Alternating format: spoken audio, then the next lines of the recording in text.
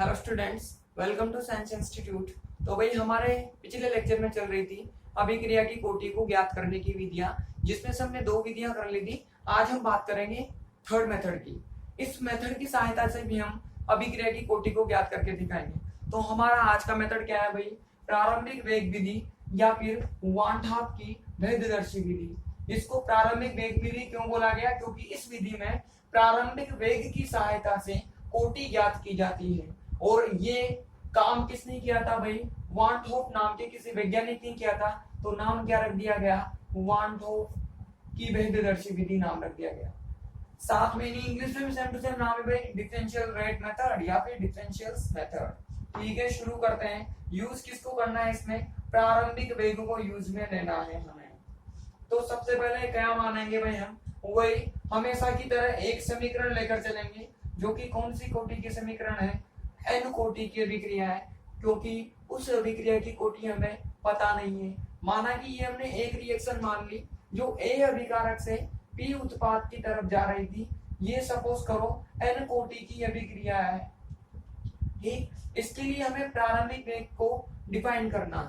कैसे करेंगे भाई? माना कि क्रिया कारक की C1, C2 सांद्रता पर इस अभिक्रिया के वेग क्रमशः R1 और R2 हो। बोलो, ऐसा माना जा सकता है क्या? माना कि किसी समय जब सांद्रता C1 हो, कंसंट्रेशन C1 हो, तो इसका जो वेग है, रेट है, वो कितना हो गया?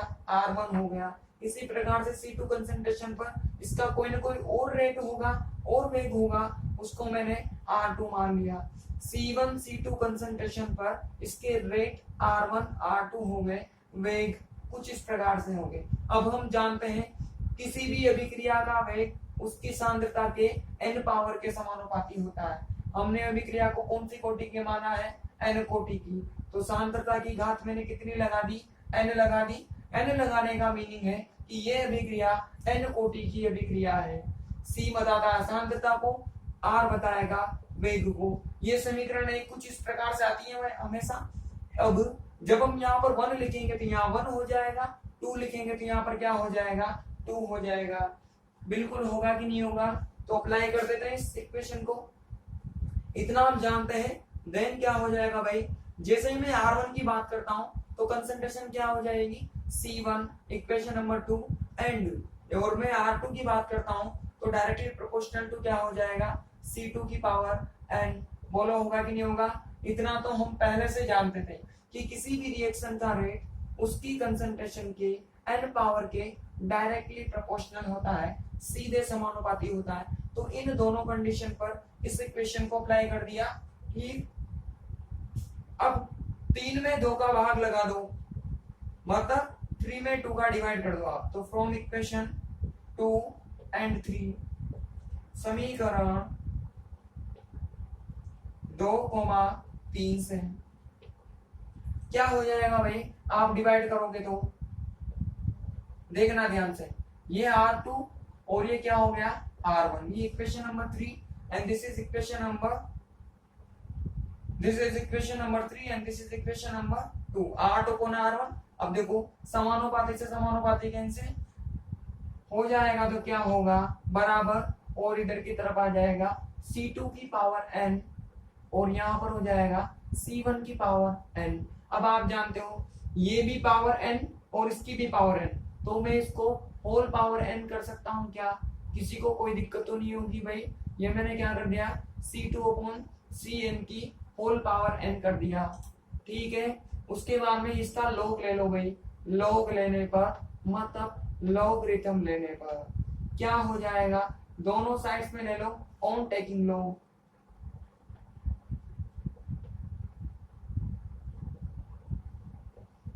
लॉग ले लिया हमने दोनों साइड्स में, ये R2/R1 और इधर की तरफ भी क्या हो जाएगा? लॉग ये C2/C1 की पावर n। अब मैंने कल फॉर्मूला बताया था आप लोगों को, कल की आप बचपन से ही जानते हो कि लॉग में किसी भी एलिमेंट की पावर n हो तो वो पावर आगे आ जाती है।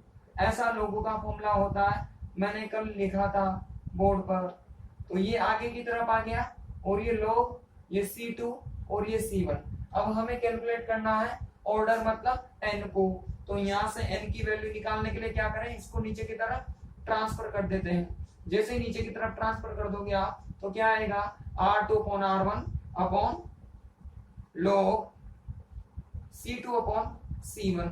बोलो इस फॉर्मूले से क्या पता लग जाएगा आपको, ऑर्डर पता लग जाएगी किसी भी रिएक्शन की। इसमें हमने प्रारंभिक वेग का उपयोग किया है, इनिशियल रेट का यूज किया है, तो मेथड का नाम क्या हो गया, प्रारंभिक वेग विधि होगी। और दी किसने थी, ये वान थॉ नाम के किसी वैज्ञानिक ने दी थी, तो उसने अपने नाम पर नाम रख दिया। आ गई बात समझ में। इसमें किया कुछ भी नहीं है हमने, एक सिंपल केमिकल रिएक्शन मानिए, दो कंसंट्रेशन हमने लिए, इतना हम पहले से जानते थे, दोनों पर हमने इस इक्वेशन को अप्लाई कर दिया, डिवाइड कर दिया, लॉग लेकर सोल्व कर दिया, n की वैल्यू निकाल ली, तो हमें क्या मिल जाएगी, ऑर्डर मिल जाएगी, अभिक्रिया की कोटि मिल जाएगी। आई बात समझ में। लिखो भाई, टॉपिक डालो, सब पहले डाल लिया होगा आप लोगों ने टॉपिक, लिखो इसके अंदर।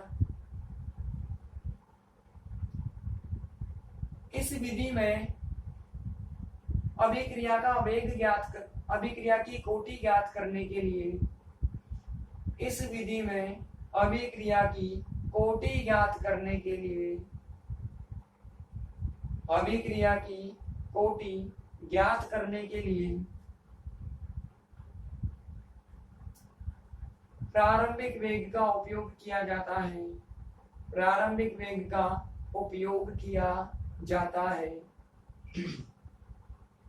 प्रारंभिक वेग का उपयोग किया जाता है। अगले लाइन से लिखो, माना कि कोई n कोटि की अभिक्रिया, माना कि कोई n कोटि की अभिक्रिया निम्न प्रकार से संपन्न हो रही है, निम्न प्रकार से संपन्न हो रही है। इक्वेशन लिख लो भाई, ये वाली, सिर्फ इक्वेशन लिखनी और कुछ नहीं करना। आप लोग लिखो, in this method order is, in this method order is determined by, in this method order is determined by initial rate, order is determined by initial rate।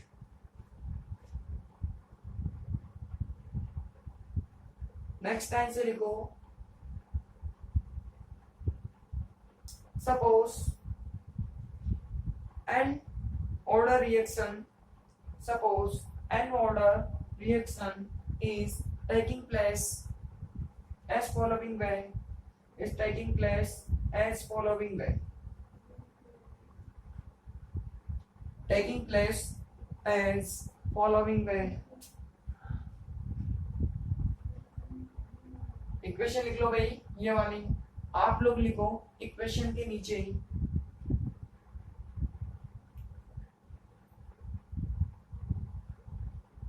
इस अभिक्रिया का वेग, इस अभिक्रिया का वेग r तथा सांद्रता,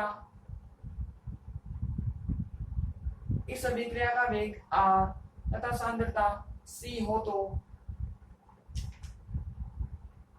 सांद्रता c हो तो इक्वेशन नंबर 1 लिख लो भाई, ओनली इक्वेशन नंबर 1 आप लोगों ने लिख ली होगी। लिखो, if concentration, if concentration and rate, concentration and rate of this reaction is R, sorry, C and R, concentration and rate of this reaction are C and R। Equation number 1 कर लीजिए भाई, आप भी 1 के नीचे लिखिए, 1 के नीचे लिखिए भाई,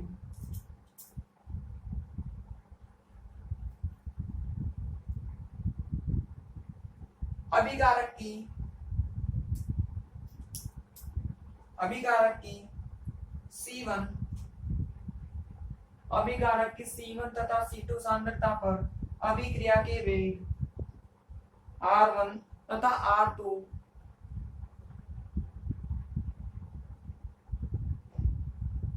अभिक्रिया के वेग R1 तथा R2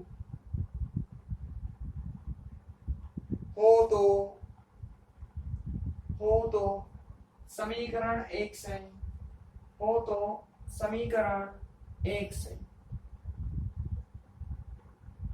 कंप्लीट कर लो भाई। यहां से लेकर के पूरा यहां तक कंप्लीट कर लो। आप लोग लिखो if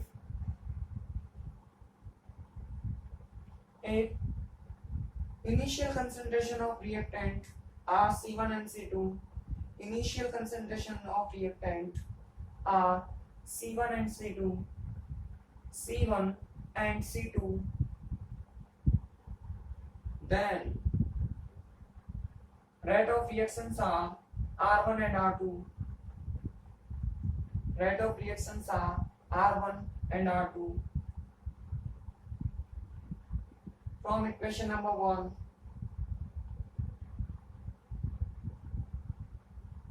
from equation number 1। आप भी कंप्लीट कर लीजिए भाई नीचे तक। करना कैसे आप लोगों को पता है, वीडियो को पॉज करो और कर लेना। फिर इसके नीचे लिखो भाई उपरोक्त समीकरण, उपरोक्त सूत्र की सहायता से, उपरोक्त सूत्र की सहायता से, उपरोक्त सूत्र की सहायता से अभिक्रिया की कोटि ज्ञात की जा सकती है, अभिक्रिया की कोटि ज्ञात की जा सकती है, अभिक्रिया की कोटि ज्ञात की जा सकती है। आप लोगों ने भी लिख लिया होगा। इसके नीचे लिखो, देखो है ना, जैसे ही मैं है ना बोर्ड के सामने ना रहूं ना, फटाफट से आप स्क्रीनशॉट ले लिया करो और इसको कॉपी कर लिया करो। मतलब मैंने कहने की जरूरत ना पड़नी चाहिए कि आप स्क्रीनशॉट लो। जैसे ही मैं बोर्ड से हटूं फटाफट क्या ले लिया करो आप स्क्रीनशॉट, मुझे बार बार ना कहना पड़े। ठीक है भाई, ये आप में, हाँ तो भाई कर लिया होगा आपने यहाँ तक। इसके नीचे लिखो by above formula,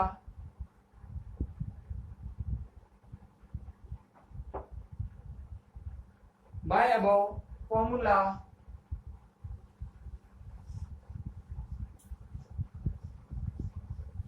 order of reaction can be calculated, order of reaction can be calculated।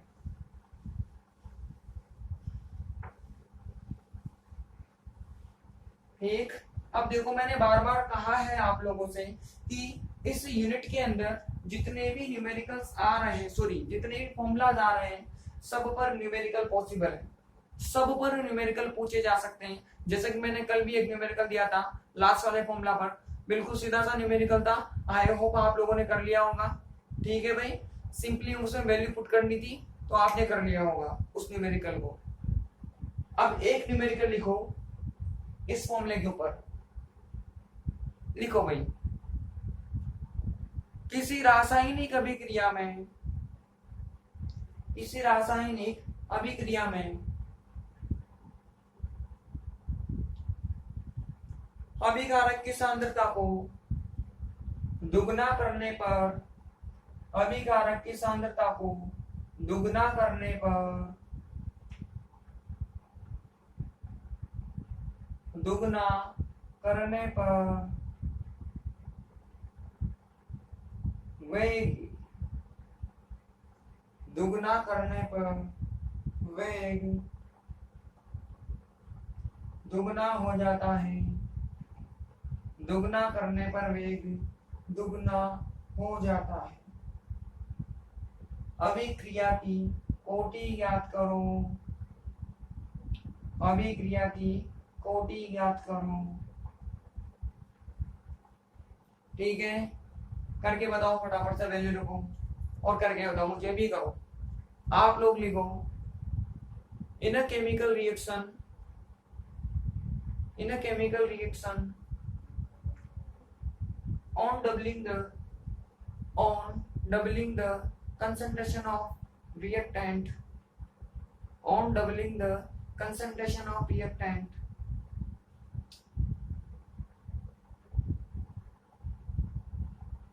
rate of reaction is doubled. On doubling the concentration of reactant, rate of reaction becomes 2 times or doubled.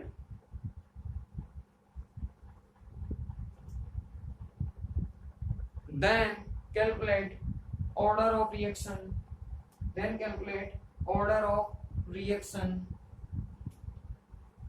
ठीक, बिल्कुल simple सा numerical है भाई, मैं करवाता हूँ board पे कैसे करना है। देखो भाई, सिंपली पहले आप लोगों को क्या लिखना है, गिवन लिखना है। हर बार मैं यही कहता हूँ आप लोगों से, किसी भी न्यूमेरिकल को अटेम्प्ट करने से पहले आपको उसका गिवन लिखना है, ऑलवेज लिखना है, चाहे न्यूमेरिकल कितना ही सिंपल क्यों ना हो, क्योंकि इन सब चीजों के मार्क्स मिलते हैं। आपको न्यूमेरिकल के फुल मार्क्स चाहिए, जितने का आया है उतने मार्क्स चाहिए, तो आपको गिवन लिखना ही है। अब देखो क्या कहा है उसने, उसने बोला है कि रिएक्टेंट की कंसंट्रेशन को डबल कर दिया, दुगना कर दिया। आपको पहले वाली सांद्रता दी है क्या? नहीं दी।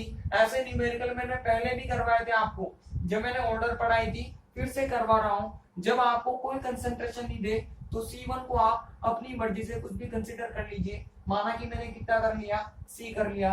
अब सांद्रता को कितना कर दिया भाई? दुगना कर दिया। तो दुगना का मतलब डबल क्या हो जाएगा? 2C हो जाएगा। इनिशियल में आपको रेट दिया है क्या? नहीं दिया, तो इसको भी आप अपनी मर्जी से क्या कंसीडर कर लोगे? R मान लोगे। उसके बाद में R2, ये भी क्या हो गया है? दुगना हो गया है, तो इसको भी क्या कर दो? 2R कर दो, डबल कर दो। अब आपको फॉर्मूला तो पता ही है, N बराबर क्या होता है? log R2 upon R1 upon log C2 upon C1। सारी वैल्यूज तो आपको पता है से, तो वैल्यू पुट करो भाई इसके अंदर। ये हो गया log R2 की वैल्यू कितनी है? 2R upon R। इधर की तरफ कितना हो जाएगा भाई? इधर की तरफ 2C अपॉन C। C से C कैंसिल, R से R कैंसिल, तो फाइनली हमें कितना मिला भाई? ऊपर की तरफ फाइनली कितना मिला? log 2, और नीचे की तरफ भी कितना मिला? log 2। log 2 से log 2 कितने टाइम कैंसिल होगा? 1 टाइम। मतलब यहाँ से n की वैल्यू कितनी होगी? 1 होगी। मतलब कौन सी कोटि की अभिक्रिया है भाई? ये फर्स्ट ऑर्डर रिएक्शन है। मतलब कौन सी कोटि की अभिक्रिया है? प्रथम कोटि की अभिक्रिया है। बोलो अगर ऐसे न्यूमेरिकल आते हैं तो आप कर पाओगे कि नहीं कर पाओगे? कर पाएंगे, हम इजीली कर पाएंगे। हमें गिवन लिखना है, जैसे ही गिवन लिखोगे आपको पूरा पता लग जाएगा कि हमें आगे क्या करना है। सपोज करो अभी तो उसने डबल किया, वो क्या बोल देता? 4 गुना बोल देता कि जो रेट है वो 4 टाइम, मतलब 4 टाइम्स हो गया है और 4 गुना हो गया है। तो 4 गुना में यहाँ पे क्या कर दे? अलग से मैं कंडीशन लेता हूँ। जैसे R1 तो ये C1 आपका क्या हो जाता? C हो जाता, और ये C2 क्या हो जाता? 2C। डबल करने पर सपोज करो इधर की तरफ आ, तो R2 माना कि उसने कितना बोल दिया होता? 4 गुना बोल दिया होता। कितना? 4 गुना का मतलब किससे मल्टीप्लाई कर देना है आपको? 4 से मल्टीप्लाई कर देना है। अब क्या हो जाएगा भाई? यहाँ से ये लो, ये R2 और ये R1, और इधर की तरफ लो, और ये C2 और ये C1 हो जाएगा। यहाँ से वैल्यू पुट कर दोगे आप, तो ये 4R और ये R। इधर की तरफ क्या वैल्यू हो जाएगी भाई? ये हो जाएगा 2C और ये C। इससे ये कैंसिल हो जाएगा, तो फाइनली आपके पास क्या बचेगा? ऊपर की तरफ log 4 बचेगा और यहाँ पर log 2 बचेगा। अब कैसे कैंसिल करें? कैसे करना? इस log को सोल्व करो। देखो भाई, जो ये 4 है ना, इस 4 को लिखा जा सकता है 2 की पावर 2। बोलो करेक्ट है कि नहीं है? तो 2 की पावर 2 लिखा मैंने इसको। सिंपल मैथमेटिक्स है, सिंपल मैथमेटिक्स। अब आप जानते हो 2 कहाँ आ जाएगा? आगे आ जाएगा। तो फाइनली सोल्व होकर क्या आएगा? log 2, और नीचे भी log 2। वापस log 2 से log 2 कैंसिल हो जाएगा, तो कितना आएगा? 1। मतलब यहाँ से ऑर्डर निकल कर कितनी आई? 2 आ गई। आ गई बात समझ में? अगर वो बोलता कि ये जो रेट है वो कितना गुना हो गया है? 8 गुना हो गया है, तो फिर यहाँ पर सोल्व होकर क्या मिलता मुझे? 8 मिलता। तो फिर इस रेट को कैसे लिखा जा सकता है? 2 की पावर 3 में लिखा जा सकता है। तो ये 3 कहाँ आ जाता, आगे आ जाता, मतलब सिंपली ऑर्डर कितने निकल कर आ जाती, 3 निकल कर आ जाती। समझ में आ रही है बात कि हमें अलग अलग तरह से कैसे अटेम्प्ट करना है। डबल बोले तो सिंपली हो जाएगा, अगर 4 गुना बोले तो 4 आया, उसको ना कन्वर्ट कर लो आप इस फॉर्म में तो 2 आगे आ जाएगा। 8 गुना दे दे, 8 टाइम्स बोल दे तो भी इस तरह से ऑर्डर हो जाएगी। बताओ कैलकुलेट कर सकते हो कि नहीं कर सकते, कर सकते हो ना भाई, इजी है। देखो मैंने इसके अलावा आपको 2 न्यूमेरिकल और बना के करवा दिए, कर लो फटाफट से, जल्दी स्क्रीनशॉट लो और कर लो। ये सिर्फ मैंने समझा के लिए बताया आपको कि 4R हो तो क्या होगा, 8R हो तो क्या होगा। चाहो तो आप रफ में इनको भी कर सकते हो, ताकि आपको पता रहेगा कि हमें इस तरह से अटेम्प्ट करना है क्वेश्चन को। जल्दी से स्क्रीनशॉट लो, ले लिया होगा आपने। आगे बढ़ते हैं, ये होगी हमारी थर्ड मेथड। अब हम बात करेंगे सबसे लास्ट मेथड की। सबसे लास्ट मेथड की बात करेंगे भाई हमने 3 मेथड पढ़ लिए। पहला मेथड कौन सा पढ़ा था, ग्राफिकल मेथड पढ़ा था, ग्राफीय विधि पढ़ी थी। सेकंड मेथड फिर हमने पढ़ा हाफ लाइफ पीरियड मेथड, और लास्ट में फिर हमने कौन सा पढ़ा, अभी इनिशियल रेट मेथड पढ़ा। मतलब 3 मेथड कंप्लीट हो गए। आज हम 4th मेथड पढ़ेंगे। मैंने 4 ही बताया था आपको कि 4 तरह के मेथड होते हैं। अंतिम मेथड है हमारा ऑस्टवाल्ड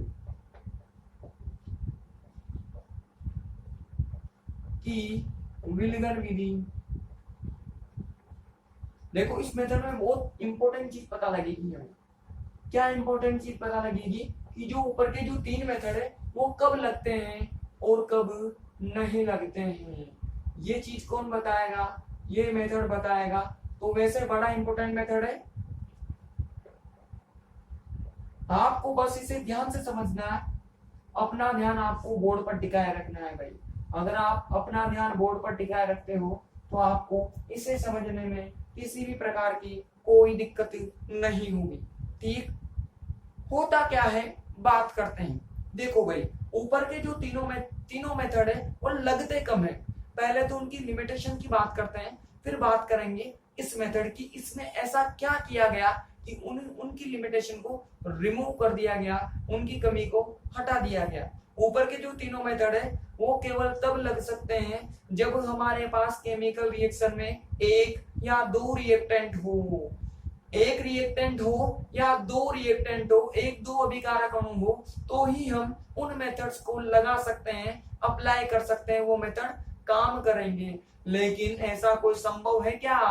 हमारे पास रिएक्टेंट मॉलिक्यूल 3 भी हो सकते हैं, 4 भी हो सकते हैं, 100-200 कुछ भी हो सकते हैं। अगर इतने सारे रिएक्टेंट मॉलिक्यूल आ जाएंगे तो फिर वो ऊपर वाले मेथड काम करना बंद कर देंगे। तो फिर कैसे ऑर्डर कैलकुलेट करेंगे? तो एक नया मेथड निकाला गया जो हर कंडीशन में काम करे। 1 रिएक्टेंट मॉलिक्यूल हो तो भी काम करे और 100 रिएक्टेंट मॉलिक्यूल हो तब भी काम करे।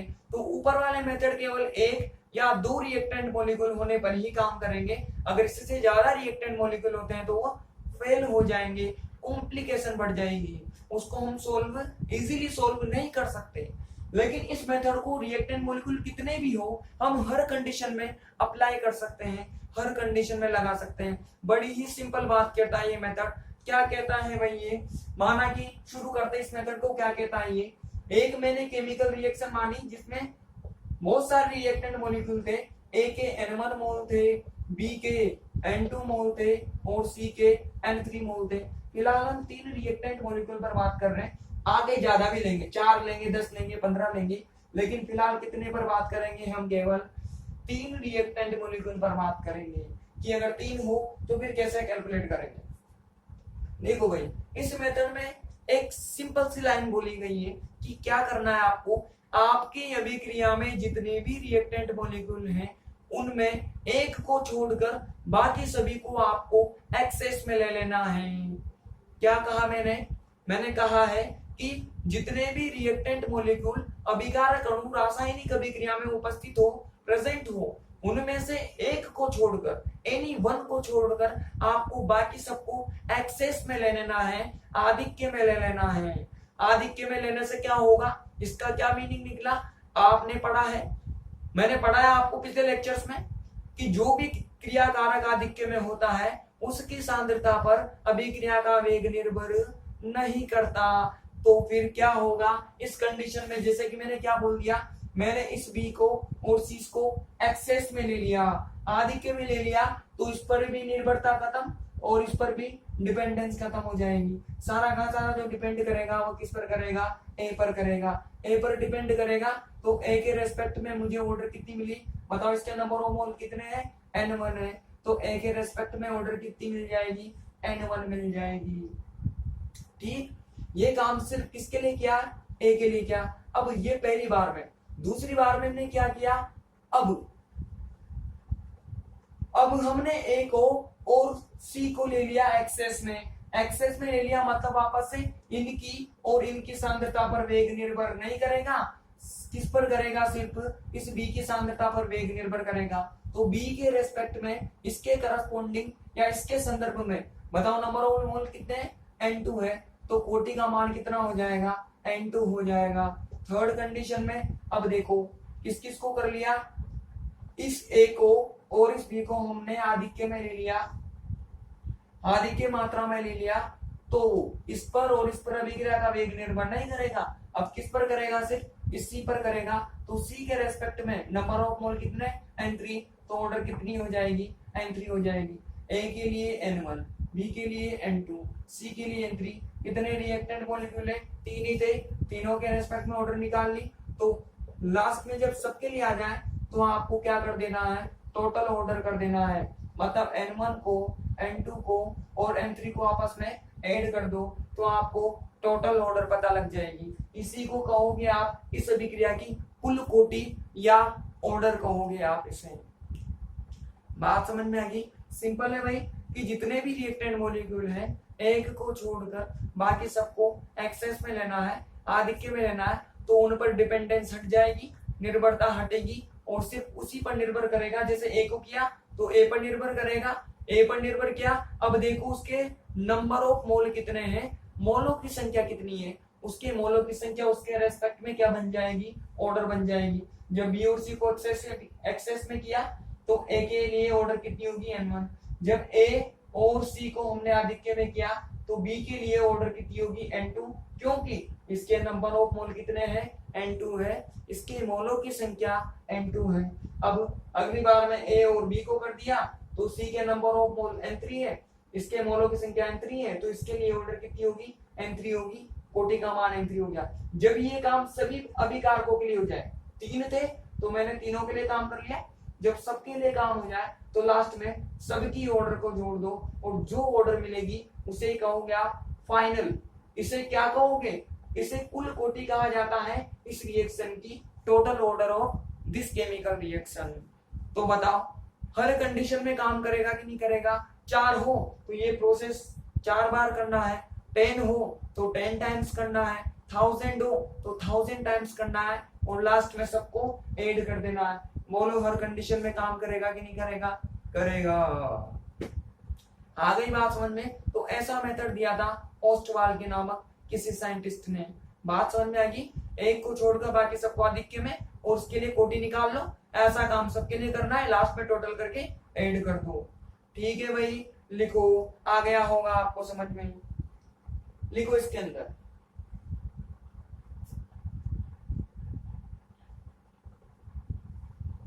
इस विधि का उपयोग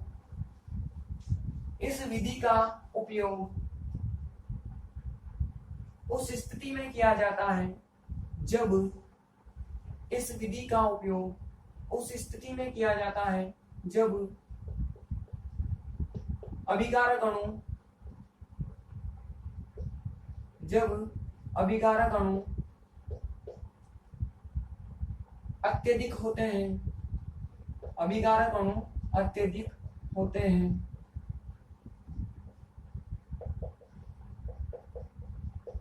अगली लाइन से लिखो, माना कि कोई n कोटि की अभिक्रिया,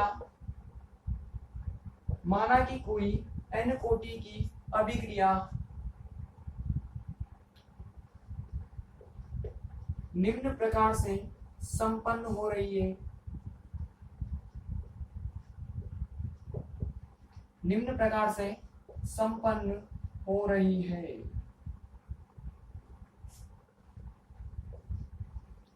लिख लो भाई रिएक्शन, ओनली रिएक्शन लिखनी है आपको। आप लोग लिखो this method is used only when, this method is used only when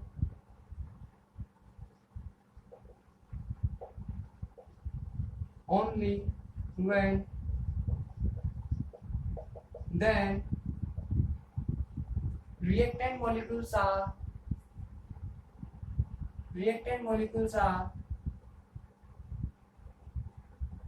when reactant molecules are more in number, reactant molecules are more in number,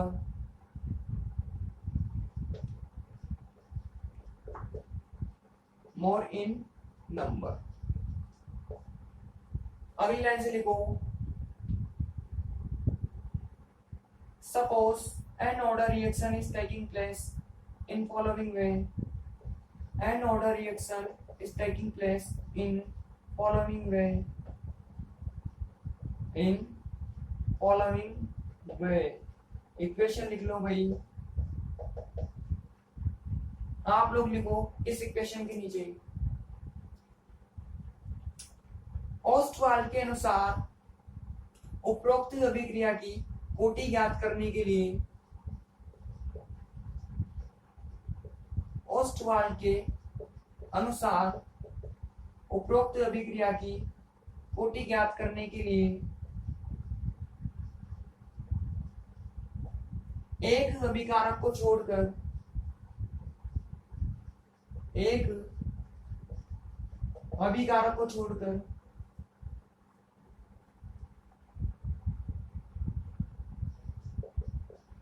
बाकी सब अभिकारकों को आधिक्य में लिया जाता है, बाकी सब अभिकारकों को आधिक्य में लिया जाता है तथा उस अभिकारक के संदर्भ में, उस अभिकारक के संदर्भ में कोटि ज्ञात कर ली जाती है, उस अभिकारक के संदर्भ में कोटि ज्ञात कर ली जाती है।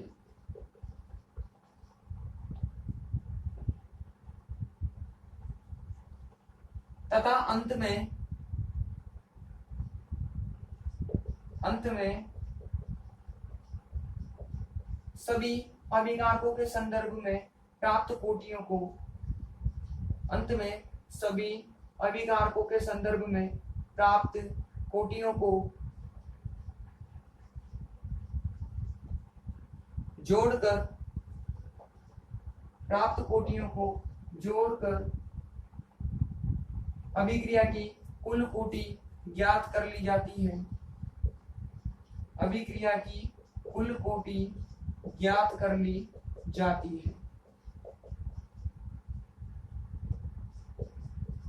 अभिक्रिया की कुल कोटि ज्ञात कर ली जाती है। ठीक, कर लो कंप्लीट। आप लोग लिखो इस इक्वेशन के नीचे according to Ostwald, according to Ostwald in this method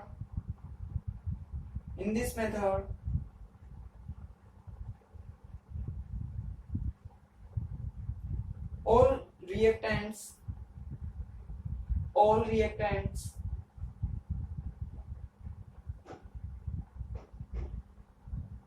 expect one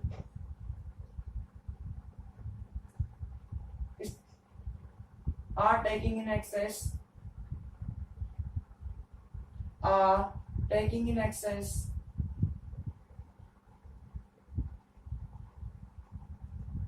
and order is calculated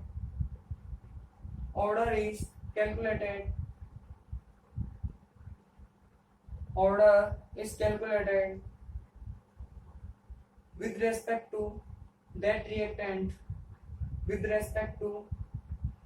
reactant,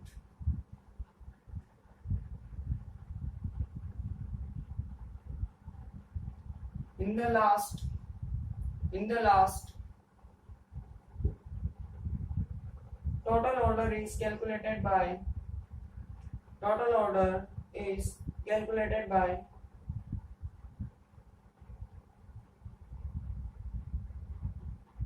total order is calculated by addition of orders of each reactant, addition of orders of each reactant, addition of orders of each reactant.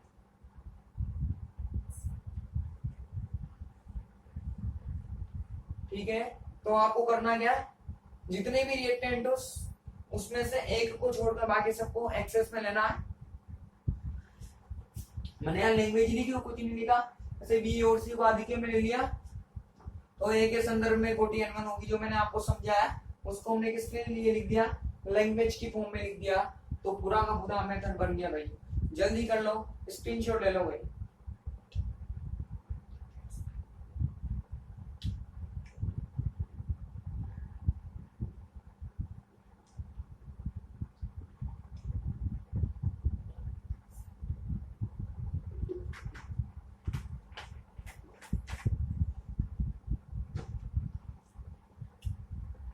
कर लिया होगा आपने इस तरह से।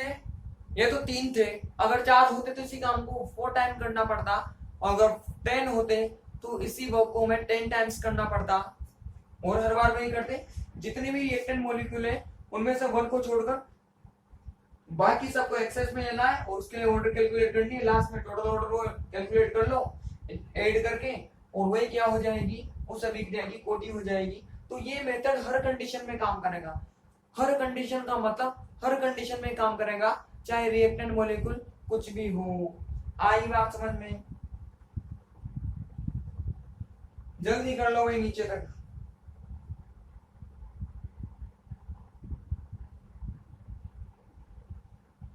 इसी के साथ हमारे ऑर्डर को कैलकुलेट करने के मेथड खत्म हो गए भाई। 4 मेथड थे।